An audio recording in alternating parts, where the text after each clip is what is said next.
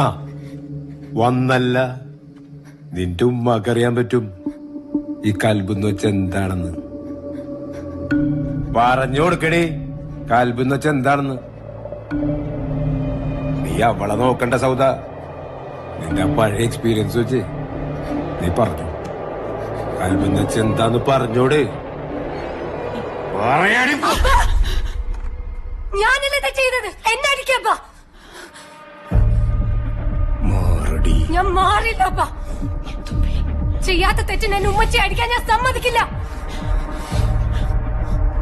ഉമ്മച്ചി മിണ്ടരുത്. ഇനി എന്റെ ഉമ്മച്ചി ഉപദ്രവിക്കാൻ ഞാൻ സമ്മതിക്കില്ലപ്പാ.